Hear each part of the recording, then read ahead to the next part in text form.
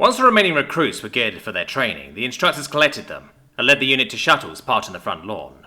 The short flight ended with them landing in front of a command tent, with a video screen propped up under the awning. The lead instructor stood before them, indicating to the map shown on screen as she delivered their mission goals. This is the town of Morai, and for this exercise we brought an active duty militia company to defend it.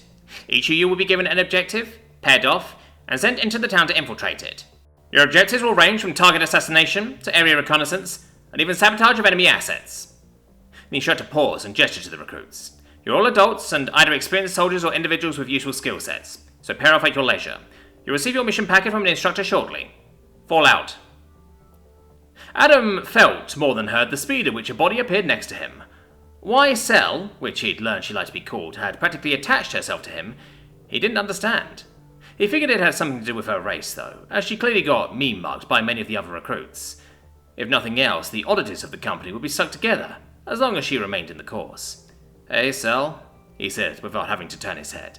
Her practical teleportation into his side had given away just who it was.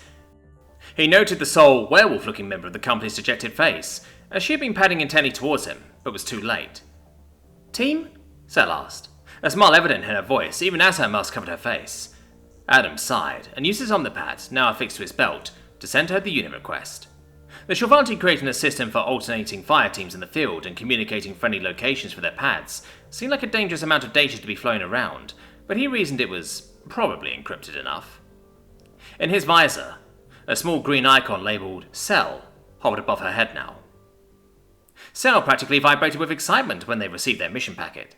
As it turned out, they were given the kind of mission Adam had desperately hoped for, to assassinate a high-ranking rebel officer inside the town. When the cadre had explained to him that the low power option on the rifles would cause the enemy armor to lock up in training, Adam was ecstatic. He would have loved to have the ability to train at little cost like this before the show invaded. As he and Cell walked the 2 kilometers to their infiltration point, he began to learn more about her. So, after you dropped out of medical school, you decided to join the Marines just to spite your mother? Adam asked the woman as they padded along. She said, making a so-so gesture. I also wanted to meet cute guys and wear the sexy dress uniform. Yeah, I always liked how dress uniforms looked, until I had to wear them for unit functions, replied Adam with a laugh. Fucking tell me about it, mate. They had to issue me a male chest plate because I'm not sized like a giant, and my damn tits don't fit. Oh man, said Adam, after containing his own laughter. On my world before the Shu invaded, we were using ceramic body armor instead of plate carriers for protection. I know a lot of well-endowed women who have similar issues with their plates. Oh, so I'm well-endowed, eh? She said, sliding her shoulder closer to him. For a human woman, yes. For your species, I have no fucking clue. Speaking of which, what species are you exactly? Well, I'm a night crew. My parents immigrated from the consortium. Defected, most likely. The slave state? Adam asked bitterly. Yeah, that's but a PR in reality. There's a large amount of young crew who's spreading sedition and protesting the, let's call it what it is, debt slavery. My dad got in debt with some bad women when my mother's business fell in hard times. She turned away and shuddered before continuing. They wanted to turn him into a bed toy for his debt, so my mother packed me and my father up and fled to the Imperium and started a somewhat successful courier ship business. I'm sorry for the insult. The Imperium's ideological war against slavery is part of the reason why I stopped fighting it. You fought against the Imperium? And your command knows about it? She asked, clearly shocked. Considering we were only invaded just over 4 years ago, yeah. I stopped fighting around this time last year. A lot's changed for me in the past few weeks, let alone years. I went from fighting rebels in the mountains of Afghanistan to being a rebel myself, to pulling a Benedict Arnold and switching sides in less than a decade, Adam said with a shrug, hoping the woman would at least sympathize. Well, shit. So what were you in your human military? She seemed to notice Adam's discomfort and changed the subject slightly. I was part of a unit called the 75th Ranger Regiment. Technically, they were special operations, but in reality, they're more like elite light infantry. Just a bunch of apex grunts command could point at shit they really didn't like, he said with a shrug as they neared their objective. So, shock troops then? Do shock troops but better? She said, seeming genuinely curious. That's accurate, yeah. My country had a bunch of different special operations groups in all honesty.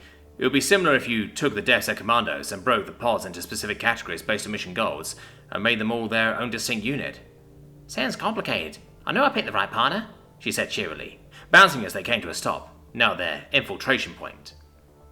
They waited about 20 minutes before a notice came over Adam's HUD. It announced that the mission was a go, and had a small indicator on the compass pointing them towards their objective's general area. Shall we? He asked, already walking towards the town. Thought you'd never ask, she replied, as she fell in slightly to his left and behind him, spaced a few meters apart. Together they moved in this formation through the trees and small hills that made up this part of the planet. Adam held up a hand and sank to his knees when he heard a crunching noise dead ahead of them.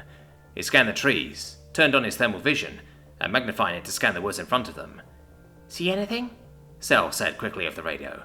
"Not yet. Scanning with thermals. Heard a loud crunch." "I want cool thermal optics on my helmet. Think you could snap me a pair?" "Not the time, Cell." With that, silence fell on the pair as they waited, scanning for threats. Another large crunch sounded, and one of the mech suits the Shovanti used, that Adam now knew were called Exos, padded into view.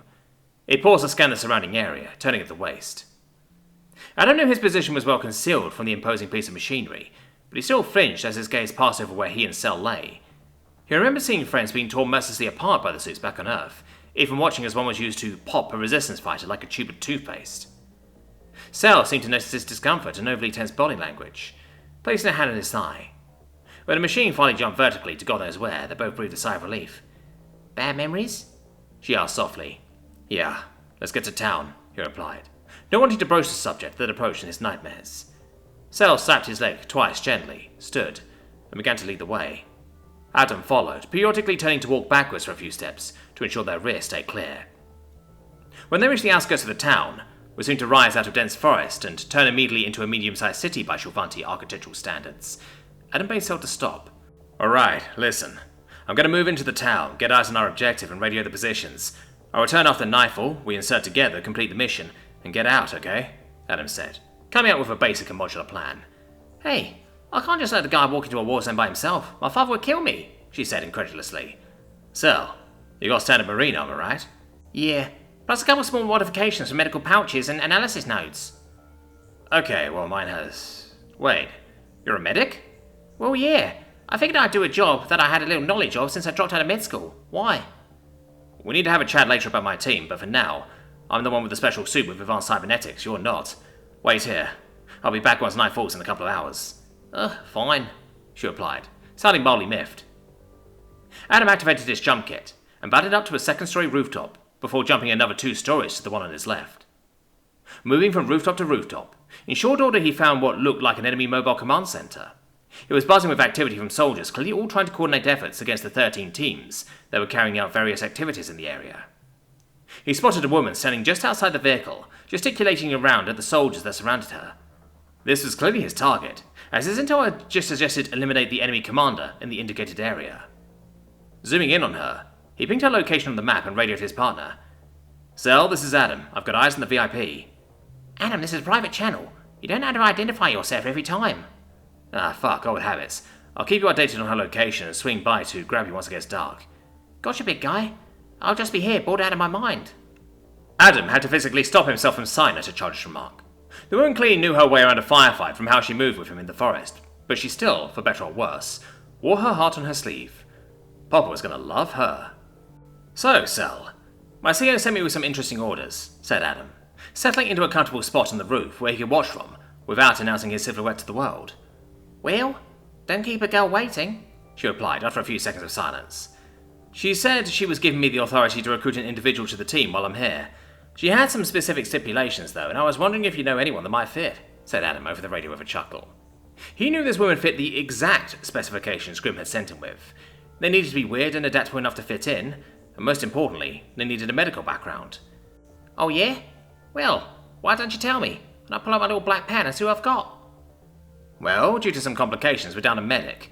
Captain Grimm, my CO, seems to really enjoy recruiting, well, the weird fuckers, like a human gorilla from a war zone, a pickpocket, and a woman whose entire history is one big redacted mark.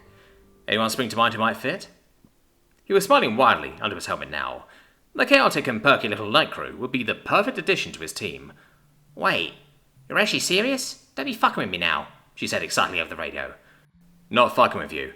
If we both make it through selection, want to come back to Pod 7 with me?" "You bet your fucking tits I want to go with you." The mic static loudly, and she overloaded the transceiver.